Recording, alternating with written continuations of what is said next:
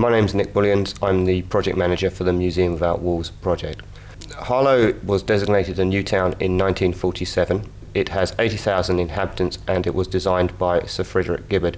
Gibbard designed the town as a series of neighbourhoods. He was careful to preserve parts of the historic town as well as appoint some of the leading architects of the 1950s to design the new buildings. Today you can find buildings dating back many hundreds of years as well as excellent examples of post-war architecture. The Museum of Harlow is really the life hub of all things historic. I'm Chris Liddamore. I'm the manager of the Museum of Harlow. The museum is run by Harlow District Council to provide a local history service for the residents of Harlow. The museum is fortunate enough to have within its boundaries Mark Hall Gardens. This is just one of Harlow's many green spaces. My name's Matt Waller and I'm the Wild Space Officer for Harlow Council, and my job is to help look after the nature reserves across the town, including Pond and Wood Nature Reserve, where we are today. Pond and Wood Nature Reserve is a site of special scientific interest and is an ancient woodland, first recorded in the Domesday Book of 1086.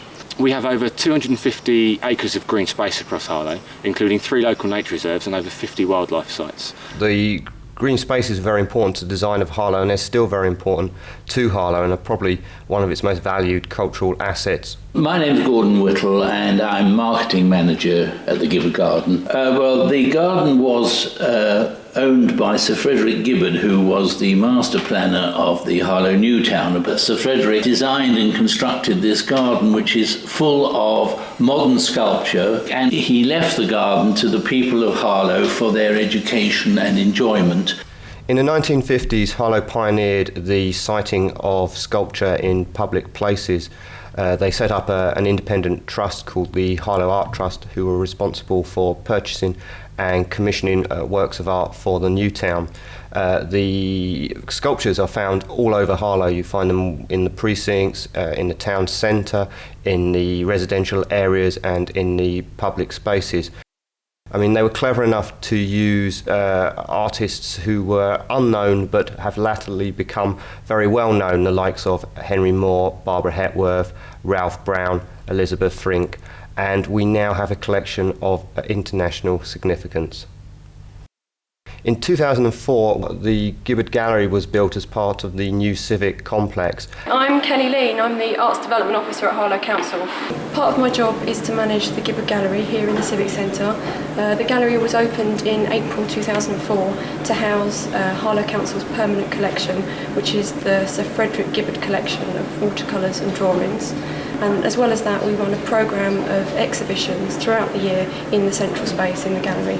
A year later, Harlow opened its second gallery down at Pond Mill, which had been and still is home to Harlow's creative industries. The performing arts are very important to Harlow, and in 1971 the Playhouse Theatre opened. And the weight will bring a toddy to the body beautiful.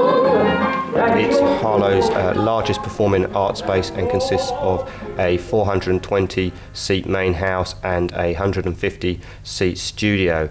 On top of that, Harlow has a further 3 performing arts space, including Vicky Hall Theatre and St John's Arts and Recreation Centre in the Old Town, and the Square, which is a club for young emerging bands.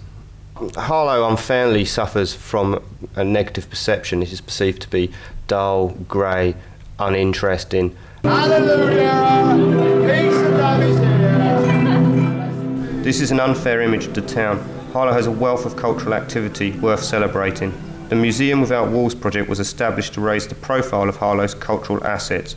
How this was achieved was up to us. It could have been done in a number of ways, but what we decided to do was set up a central visitor services that would be responsible for marketing Harlow's cultural attractions, which we later called visitor attractions, would be responsible for acting as a point of information for people coming into town, and would also be responsible for working with our cultural attractions / visitor attractions. One of the first things we did was appoint someone to manage this work.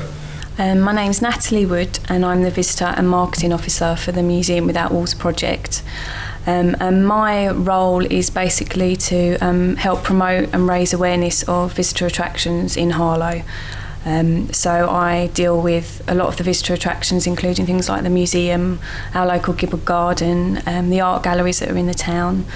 And I work with them helping to promote those, give them advice and support on how best they can promote themselves, and how to raise their visitor numbers and encourage visitors to attend their venues. I also deal with general visitor inquiries, so if a visitor's interested in maps or directions to Harlow, how to get around the town, if they want to know what events and activities are happening in Harlow, just any sort of general inquiries that sort of come through. I created a forum called Help Me Help You, which is basically myself and a representative from each visitor attraction. It's Built Heritage Month. I think was pretty much successful. I don't know if you've sort of got feedback from anyone else, but we ran 7 activities across the month of July. We had a few going on. And we meet every 2 months, and we spend a couple of hours talking through the projects that are happening as part of the Museum Without Walls project. But also it's a chance for each venue to share ideas on how they can promote their venue. They discuss common issues, common problems they have with getting visitors in, and they're all at different levels because they've got different funding, different ideas on how to promote. And these 2 monthly meetings basically have generated a new forum for them to basically share ideas and just educate each other on how they can best attract visitors. Some areas had marketing and promotion happening. So, for example, the Playhouse have their own marketing team. They've got quite high budgets, so they can promote themselves, and they have their own brochure. Places like the nature reserves and St John's Ark, our recreation centre, didn't have sort of a high budget and didn't have any marketing material.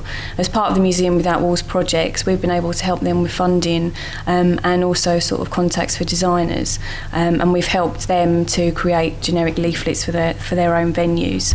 And spin-offs of that are more generic marketing pieces like the Discover Harlow brochure, which promotes all of the venues in one hit, in one group, and acts as our tourist information brochure. And the Out of the Office brochure, which is a brochure that includes all of the visitor attractions but promotes their areas to local businesses. So we're trying to sort of bridge the gap with the local business market as well as general visitors. The Visit Harlow is what I've sort of generically called everything that we're doing as part of the Museum Without Walls project for the visitors and the venues themselves. The website visitharlow.com has been live for just over a year now, and it's our online way of accessing visitors and anyone that wants to know more about Harlow generally, about the visitor attractions. The good thing about the website is we can put a lot of interactive information on there. The maps to get to Harlow and around the town are downloadable, so they're accessible. They're all free information.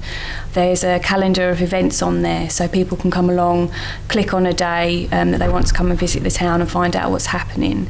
We've got over sort of 400 events on there, so that's been sort of a really successful part of the website. We have pages on there all about the art collection, detailed information on all the artists, information on all the temporary exhibitions that are going on, as well as lots more information on the sculpture collection than we've ever had before. So it's a really useful resource for people to go on there, find out what exhibition's on, and then delve a little bit deeper and find out about different artists that are on display in the gallery. I've created 3 visitor information stands, which are basically display stands, physical stands that hold leaflets. This was really needed because when we started the Museum Without Walls project, there was nowhere for people to access this information. So what I did was create the visitor information stands, and there's one in our local library, the Harlow College Library, and Contact Harlow, which is in our civic centre. And these are really sort of high impact areas that visitors and day-to-day public go to. So in these 3 areas, visitors can go to these areas and pick up leaflets and information and maps of anything that's happening in the town. From all of the marketing and promotion material we've done, other sort of really positive things have happened as a result of all the promotion. For example, 1017 is our local radio station, and on the breakfast show in the mornings, we've now managed to grab a slot to promote what's happening in Harlow this weekend. So I go along every week on a Thursday and record sort of a 3 to 5 minute slot about what you can do in Harlow with your kids, with your family, and that's promoted and goes out live every Friday morning. The weekly slot that the Visit Harlow has on the local radio station has been very, very useful to us. We've noticed a significant increase in the number of visitors attending us for holiday activities as a result of the broadcasts. And in fact, we have an activity happening in 2 days' time where the broadcast on 1017 is going to be a key part of the promotion for that. So yes, it's hugely significant. Natalie will be a great loss to Harlow when she leaves us in October this year, because she has organised the various groups within Harlow. She has promoted them. We have had regular meetings. She has been tireless. She has been imaginative. Her work has been incomparable, really, to the success, I think, of the project, and to as a great benefit to the town. What we've been able to do as part of this project is just promote what already exists and raise awareness with members of the public and people that visit the town. And we've had sort of really good feedback from places like the Gibber Gallery that says their visitor numbers have increased, from general visitors that we get to speak to face, have been really sort of pleased that we're now sort of sending this information out to them. Early on in the Museum Without Walls project, we realised that good marketing material and strong identity through the Visit Harlow branding was perhaps not enough for all of our cultural attractions.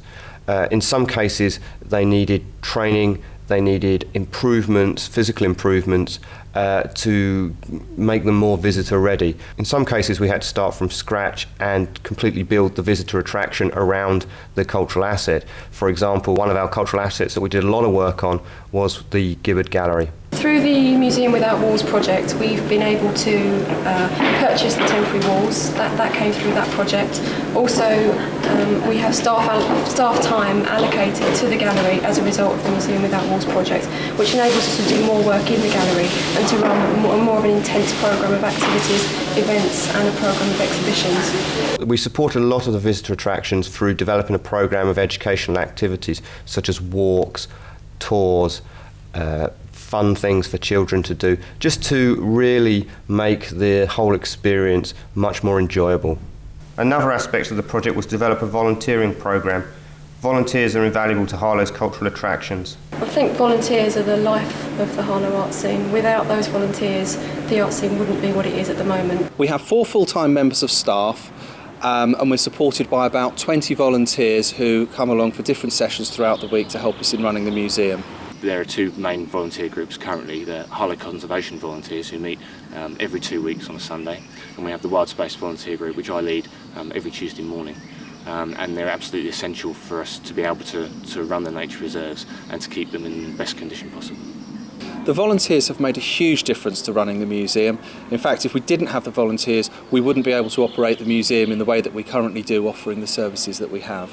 Virtually all the groups in the town rely on volunteers to keep their operation going, so it's very important that we support those groups and that I help them, and to encourage those volunteers and to nurture their ambitions and to make them thrive as organisations.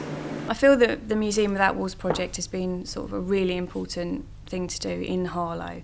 There was generally quite a negative perception about the town. People thought that it was sort of a concrete jungle, there was nothing to do in Harlow. And general people that actually live in Harlow said that they didn't even know that things existed on their doorstep.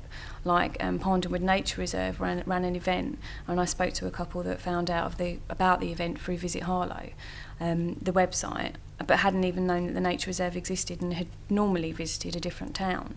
The Museum Without Walls project has made quite a difference to the sorts of visitors that we can attract. The linking up of the different arts and heritage organisations within the town has meant that we're able to access people who otherwise, although sympathetic to the museum, maybe wouldn't have considered visiting us. I'm hopeful that this has been a two-way process, but it has been very useful to us. Well, I think the project has been of immense use in creating a greater awareness of the cultural benefits of Harlow over this last 18 months. To monitor the sort of feedback and how well the project's been going, we've used sort of various sort of feedback forms. So there's a feedback form on the website, there's a feedback form in the brochures. The visitors themselves feedback to the attractions when they go there. And the feedback from the Help Me Help You group has been extremely positive. They filled in sort of a questionnaire so we can analyse how well it's worked. And they've said that the impact of the added promotion and marketing and continual communication has raised their visitor numbers, has raised the awareness generally within Harlow, but also in sort of neighbouring towns.